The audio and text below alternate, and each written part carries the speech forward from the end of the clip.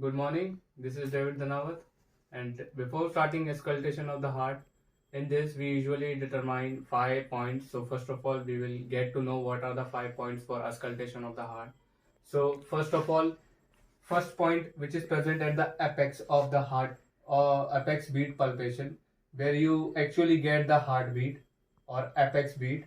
It determines the position of the mitral valve, which is present at the fifth intercostal space on medial to the left midclavicular line. And second point which is present here at the second intercostal space of the right of the sternum, it is here we get the aortic valve.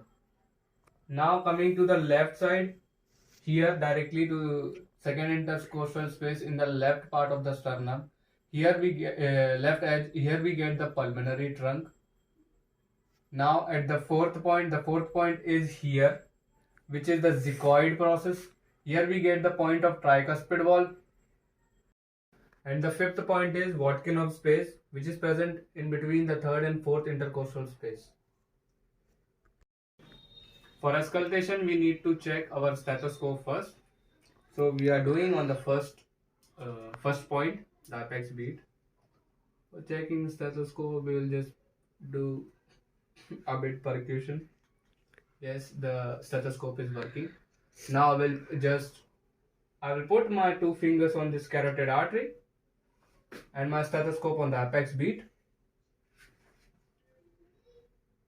These 2 fingers are for synchronization with the common carotid artery, and side by side I am calculating the heartbeat. We use the watch for calculating the time.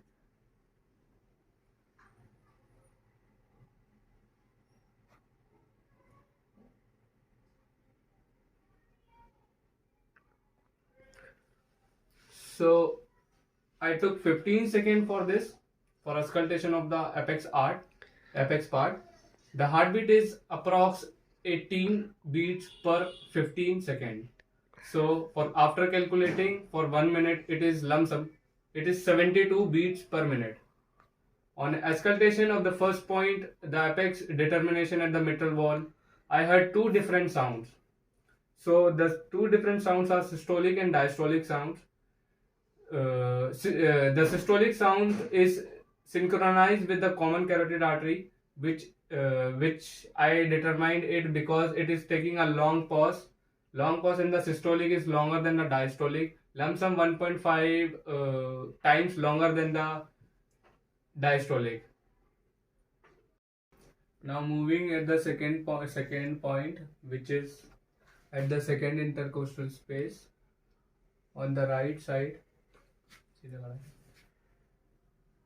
On the right side at the second intercostal space, we perform the same procedure. My 2 fingers will be on the carotid artery, common carotid artery, and we will just take our time.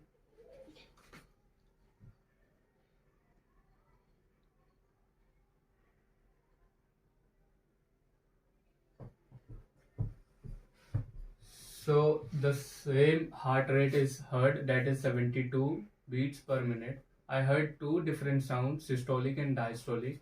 The diastolic sound is shorter than systolic sound. The diastolic sound is louder and longer than systolic. The pitch is higher than systolic, and diastolic sound is taking a short pause. That means it is not has a proper synchronization with the common carotid artery. Now moving to the another third point, which is on the left side on the pulmonary trunk at the second intercostal space. We perform the same procedure again.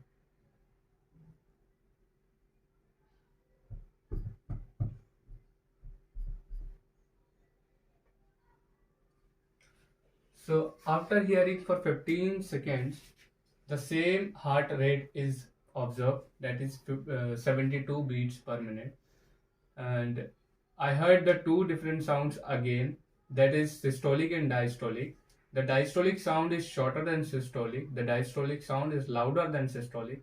It has higher pitch, and it clearly says that it has no synchronization or has improper synchronization or poor synchronization with the common carotid artery.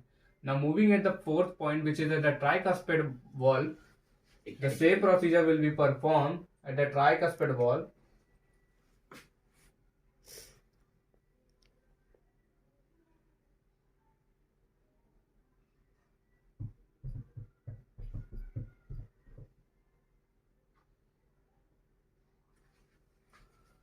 So after hearing for 15 seconds, I observed that the heart rate here is more than the normal, or here the heartbeat is 22 beats per 15 seconds. So it's lump sum approx 88 beats per minute.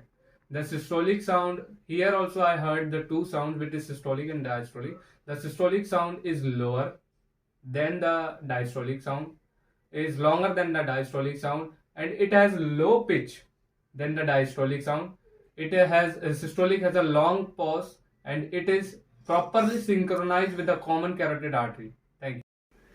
Good morning, this is David Dhanawat, and we are here for the determination of relative and absolute cardiac dullness. So what is relative and what is absolute cardiac dullness? Relative cardiac dullness is that which heart is covered by the lungs, and the absolute cardiac dullness is that where heart is not covered by the lung. So in relative and absolute, both we have to determine the three borders: right border, superior border, and left border. So first we are starting with the right border of both relative and absolute. So we need to do the percussion on the mid-clavicular line, here on the mid-clavicular line between the intercostal spaces. Where the sound will change, we need to percuss first.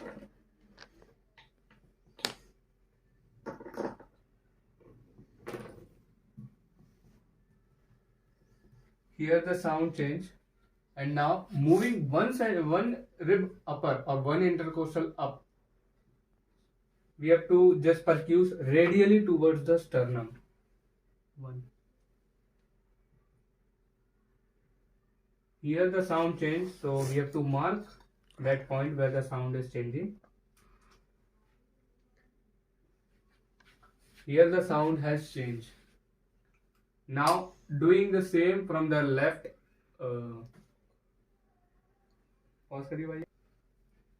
Now for absolute, this was for relative cardiac, and now for absolute we have to do same, moving this side only. Now we have to do until unless the sound changes. So the sound changes here.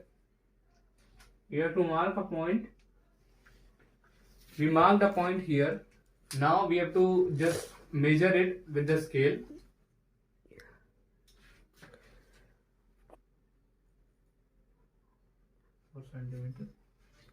So the difference is 4 centimeter. Now we have to calculate the ribs also. So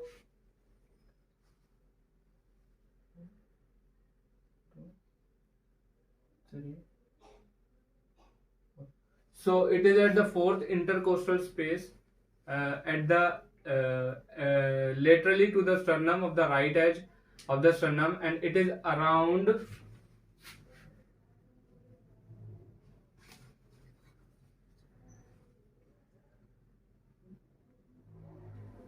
both the side 1 centimeter from the right border, and right border 1 centimeter distance is measured in both relative and absolute from the sternum.